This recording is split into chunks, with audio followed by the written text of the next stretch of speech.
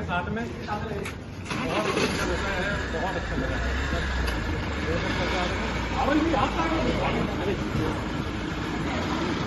Matter करती है, क्योंकि यार आप लोग सेकंड और थर्ड मेन से टॉपर हो, समझ ना, आप बहुत बड़ी चीज, और आपकी राय उन हजारों लाखों बच्चों के लिए है। तो शुरू से रहे भी हैं। हमारा भोपाल हमारा दूसरा घर है एक तरीके से, गांव के अलावा, क्योंकि गांव से 90 किलोमीटर की दूरी पे है, तो यहाँ भी घर रहते हैं।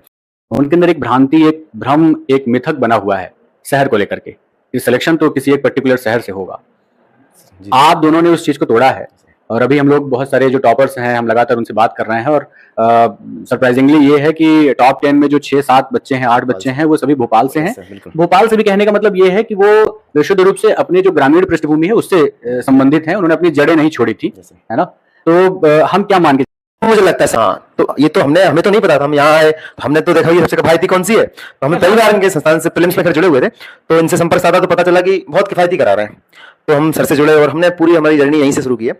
तो फिर हम प्रीलिम्स तो आप यहीं से किया था, जो भोपाल में हुआ था आपका टेस्ट सीरीज बाद, उसके बाद यहाँ से तो सर 200 रुपए लगे लिए थे आपने मात्र, और इतना वैल्यूएबल, और जो आंसर आपने दिए थे उसके, उससे इतने क्वेश्चन तैयार हो गए थे, तो वो तो काफी किफायती रहा था।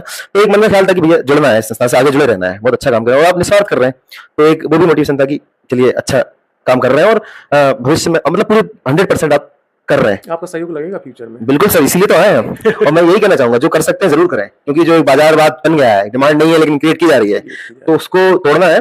और उसके बाद हम मेंस में गए, तो हम यही थे, यही लिखा, इतने अच्छे मेंटर मिले रवि सर जैसे, लेकिन हमने फिर भी ट्राई किया हमारे स्तर पर, क्योंकि हम नए थे कि भैया और भी लिखे, मार्केट में चल रहा है, उस खास कोचिंग का लिखना है, तो पता किया तो भैया तो आसमान जैसे रेट थे भैया टेस्ट सीरीज के, हम लोग नहीं गए, अच्छा ये नहीं गए, हम नहीं फंसे, तो हम वो ढूंढने में सेट जाते, तो वो हमारे, क्योंकि जो खाली दिमाग था उस टाइम पे, हमारे निवल पात नचले थे, हमारे सीमित प्रोग्राम ही रहते हैं। इनको भी पता है कि हम लोग जैसे मेंस भी टेस्ट लाए तो 50-60 तक पता है कि प्रारंभ में मोटिव तो यही था कि किफायती थी, हाँ। इसलिए हमने ये ज्वाइन की थी। बाकी सर आगे चल के जैसे रवि सर का सहयोग मिला, रवि सर की कॉपी चेकिंग, सर इतनी 2-3 ये बता रहा है जैसे 2-3 जगह और टेस्ट दे चुके हैं हमने आज तक ऐसी कॉपी चेकिंग नहीं की सर। बहुत ही बड़ी बात। कॉपी में हमसे ज्यादा सर लिखते थे मतलब सच में कम से कम 1.5 से 2 घंटे एक कॉपी को चेक करने में, और कोई व्यक्ति आपको बाहर इतना टाइम नहीं देगा। पर्सनली इतने अच्छे वाला नहीं है किसने चेक किया है। बिल्कुल सर, सबसे बड़ा तो ये समझते हैं। बिल्कुल सर, लाभ लेना चाहिए। और जैसे सर इतना व्यक्तिगत इंटरेस्ट हो नहीं लेता, जैसे आप हैं सर, आप बीच बीच में हमसे आके मिलते रहे, मोटिवेट करते रहे हमको। अंकिता मैम आई थी सर के थ्रू मिलने।